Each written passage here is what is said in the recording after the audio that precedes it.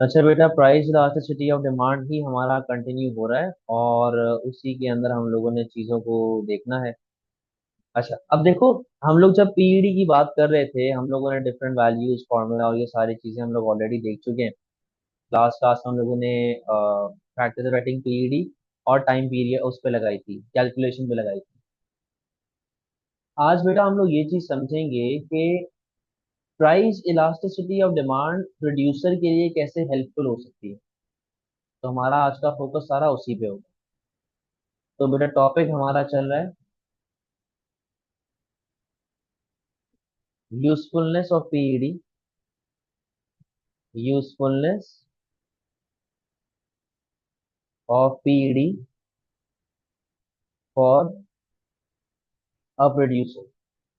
कि यार price elasticity of demand producer के लिए कैसे बेनिफिशियल हो सकती है और किस तरह हेल्पफुल हो सकती है, ठीक है। अच्छा अब देखो मेरी बात सुनो, प्रोड्यूसर का मेन एम क्या होता है?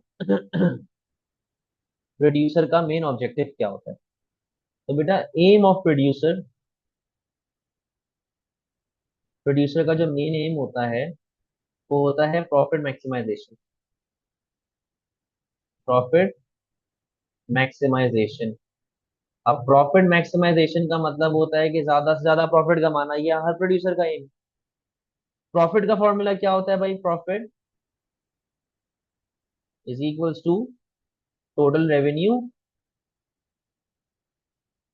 Less total cost. सही है। अच्छा अब रेवेन्यू का फॉर्मूला क्या होता है? Total revenue T R is equals to price multiplied by quantity sold. अब बात सुने, revenue is the amount receive after selling a good और सर्विस, ये रेवेन्यू है।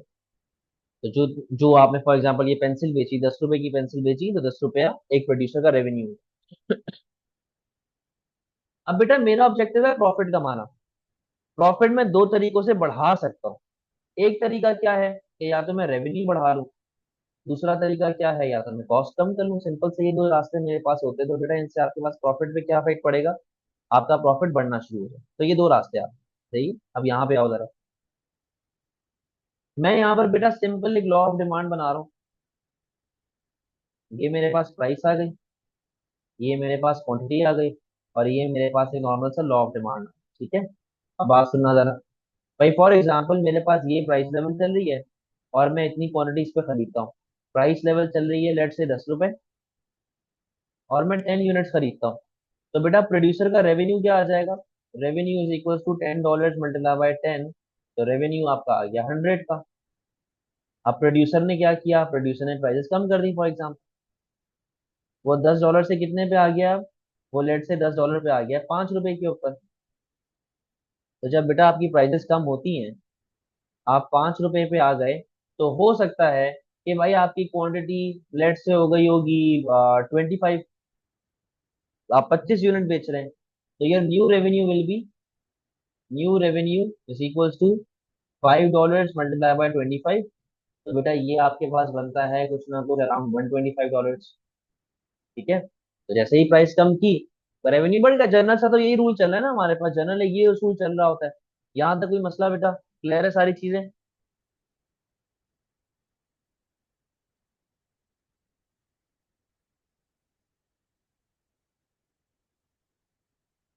सही है। अच्छा अब देखो यहाँ पे हमारे पास क्या मामला चलेगा। अब हम लोग different price elasticity of demand की वैल्यूज को लेके चलेंगे, और हम उसके हिसाब से ये देखेंगे कि हम लोग किस तरह अपना रेवेन्यू इंक्रीज कर सकते हैं ताकि हमारा प्रॉफिट बढ़े। तो पहले बेटा हम लोग बात कर रहे हैं इलास्टिक के ऊपर। इलास्टिक में वैल्यू क्या है? PED is greater than -1।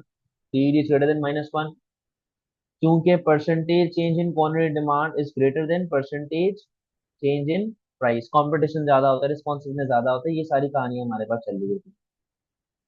बेटा इलास्टिक की मैं यहाँ पे डायग्राम बना रहा हूँ। यहाँ पे आ गई प्राइस, यहाँ पे आ गई आपके पास क्वांटिटी, और आपका कर्व कैसा बन रहा है? एकदम एक फ्लैटर कर्व बन रहा होता है। ठीक है। अब बात सुना भाई, फॉर एग्जाम्पल आपके पास ये प्राइस लेवल चल रही है, सही है, और आपकी ये क्वांटिटी आ रही है। यानी कि प्राइस पी चल रही है, क्वांटिटी क्यू चल रही है, आप पॉइंट ए के ऊपर ऑपरेट कर रहे हो। एग्जाम्पल के तौर पे प्राइस हमारे पास चल रही है बेटा 10, और आप 10 यूनिट्स यहाँ पे बेचते हैं, तो आपका रेवेन्यू क्या आ जाएगा? Your revenue will be $10 multiply by 10 is equals to $100। सही है, ये रेवेन्यू आ रहा है आपका। अब बेटा मुझे एक बात लॉजिकली ये सोच के बताओ,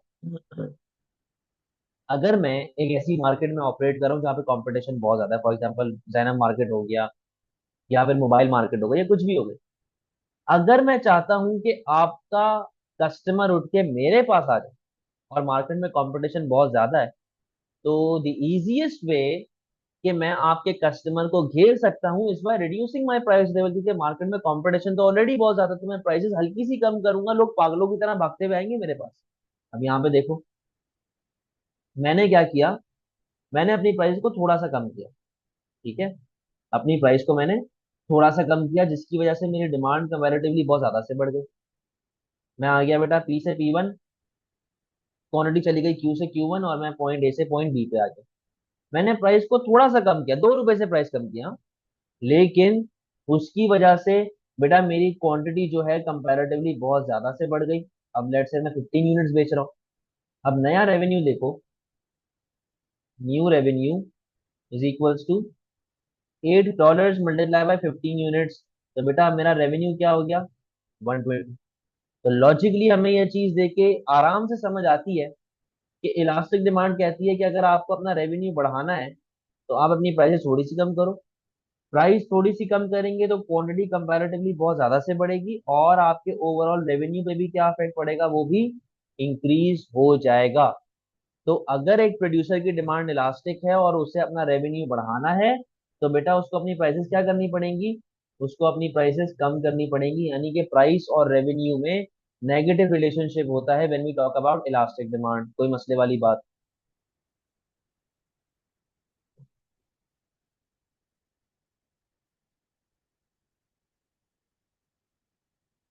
कोई प्रॉब्लम? अब इसको इन इलास्टिक पे कन्वर्ट कर देते हैं जरा। इन इलास्टिक, जो कि इलास्टिक का बिल्कुल ऑपोजिट होता है, यहाँ पर आपकी पीईडी क्या होती है? Less than 1। ठीक है, लेस देन 1 चल रही होती है। Percentage change in quantity demand is less than percentage change in price, ये आपकी डेफिनेशन होती है। एग्जाम्पल आपके पास आ रही है मेडिसिन की, कि आप मेडिसिन बेचते हो या एक नेसेसिटी गुड बेच रहे हो। ठीक है, यहाँ पे जरा डायग्राम को देखो, इधर आ गई प्राइस, यहाँ पे आ गई आपके पास क्वांटिटी। आपके पास कर्व जो है वो एकदम स्टीपर कर्व बन रहा होता है।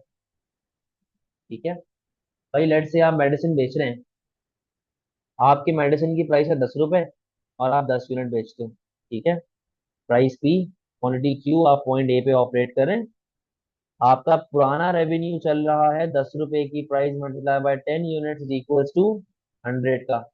अब बेटा लॉजिकली एक चीज सोच के बताओ, अगर आपकी डिमांड इन इलास्टिक, अगर आपकी डिमांड इन इलास्टिक है, और आप एक नेसेसिटी गुड बेच रहे, आप एक नेसेसिटी गुड बेच रहे हो, डिमांड आपकी इन इलास्टिक है, तो लॉजिकली आपको फायदा किस में है? अगर मैं, मुझे पता है कि भाई आपकी डिमांड मेरे लिए इन इलास्टिक है, मैं जितने भी पैसे चार्ज करूंगा आप मुझसे लोगे, तो मैं लॉजिकली तो प्राइस बढ़ाऊंगा ना, मैं प्राइस कम क्यों रखूंगा?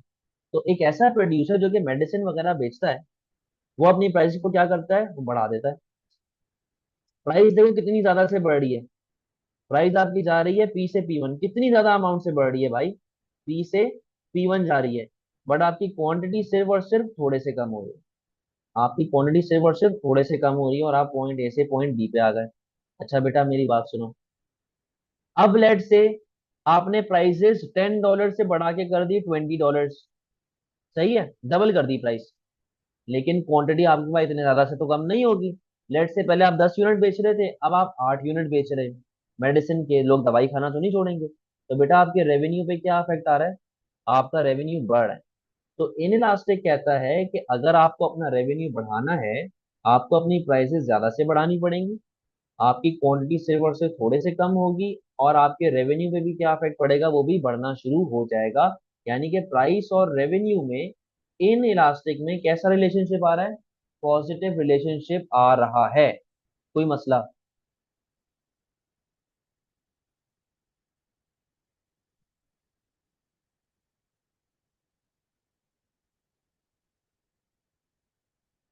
अब आ जाओ जरा एक्सट्रीम केसेस की तरफ बढ़ते हैं। एक्सट्रीम केसेस में हमारे पास तीन केसेस आते हैं, यूनिटरी इलास्टिक, परफेक्टली इलास्टिक और परफेक्टली इनइलास्टिक। तो थर्ड केस हमारे पास है बेटा, थर्ड केस हमारे पास है यूनिटरी इलास्टिक,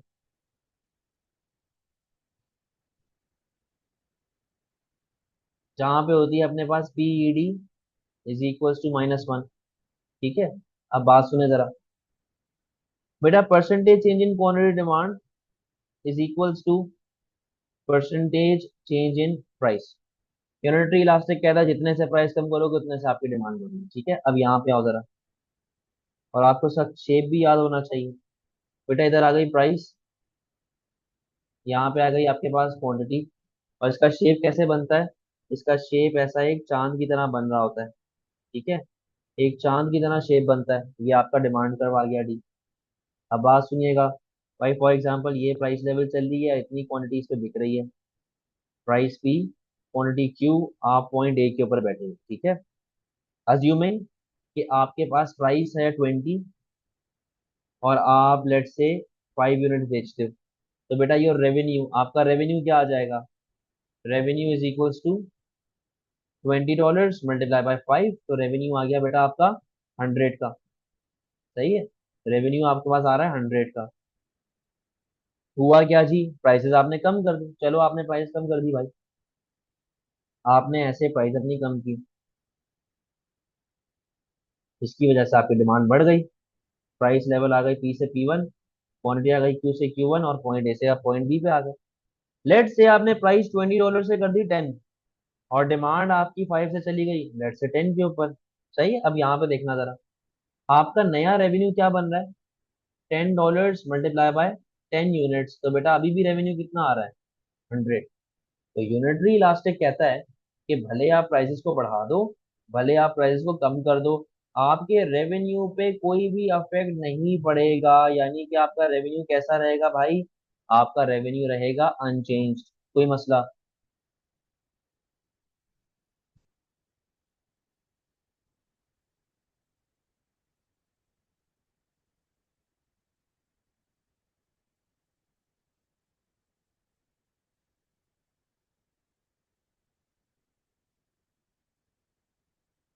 सही है, अब बात सुने, परफेक्टली इनइलास्टिक, परफेक्टली इनइलास्टिक कहता है नो सब्स्टिट्यूट। क्या कहता है? No substitute. अब परफेक्टली इनइलास्टिक को देखो बेटा, बात सुनो इधर आओ, ये एक लाइफ सेविंग ड्रग है ना, यहाँ पे आ गई प्राइस, यहाँ पे आ गई आपके पास क्वांटिटी, और आपके पास कर्व कैसा बनता है? सही है, demand curve D, quantity Q, price आ गई, क्वांटिटी। अज्यूमिंग कि बेटा मुझे दिन की एक गोली खानी है लाजमी जिंदा रहने के लिए, और फिलहाल उस गोली की प्राइस है 100 रुपए, तो बेटा रेवेन्यू क्या आ रहा है प्रोड्यूसर का? Revenue is equals to 100 multiply by 1, तो प्रोड्यूसर का रेवेन्यू कितना आ गया? 100 रुपए का आ गया। जब मैंने देखा मार्केट में कोई और सब्स्टिट्यूट नहीं है, मैं अकेला ही हूँ, जितने पैसे चाहूँ मैं बना सकता हूँ, तो मैंने क्या किया बेटा, मैंने अपनी प्राइसेस को बढ़ा दिया, और मैं 100 से कितने में चला गया? 1000। मैंने डायरेक्ट 900 रुपए से प्राइस बढ़ा। अब नया रेवेन्यू देखो,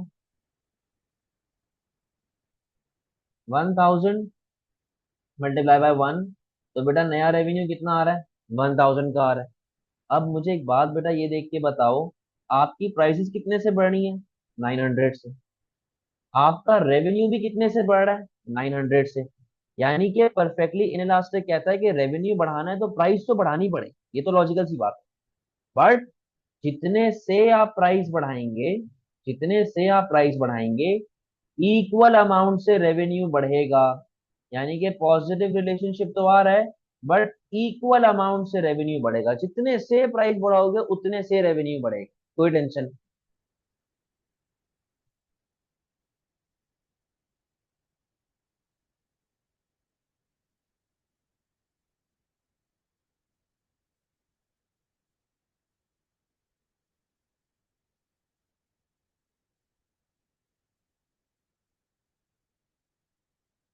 अब परफेक्टली इलास्टिक, इन्फिनिटी।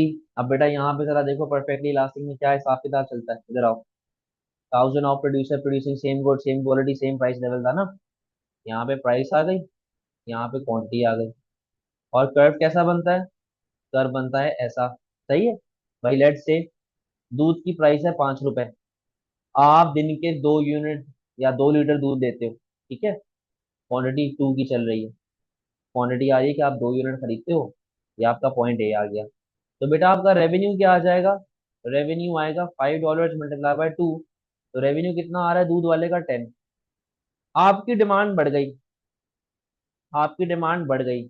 आप चले गए from Q2 Q1, point A से पॉइंट बी। अब आप लेट से 4 लीटर दूध खरीदते हो, मेहमान वगैरह आए तो आपने दूध ज्यादा खरीद लिया। तो बेटा आपका नया रेवेन्यू क्या आएगा? नया रेवेन्यू आएगा आपका, प्राइस तो देखो अभी भी सेम है, बट आप 4 यूनिट्स ले रहे हैं। तो नया रेवेन्यू प्रोड्यूसर का कितना आ गया? 20। और प्रोड्यूसर का रेवेन्यू बढ़ रहा है। बट प्रोड्यूसर का रेवेन्यू किस बेसिस से बढ़ रहा है? प्राइस तो आपकी सेम है, प्राइस पे तो कोई इफेक्ट नहीं आ रहा। जितने से आपकी क्वांटिटी बढ़ रही, इक्वल अमाउंट से रेवेन्यू भी क्या होगा? बढ़ेगा। यानी कि क्वांटिटी और रेवेन्यू में बेटा कैसा रिलेशनशिप आ रहा है? पॉजिटिव। जितने से आपकी क्वांटिटी बढ़ रही है, इक्वल अमाउंट से आपका रेवेन्यू भी बढ़ रहा है। तो यहाँ पे बेटा वापस से आपके पास गेम कैसा चल रहा है? इक्वल वाला गेम चल रहा है। समझ में आती है बेटा बात?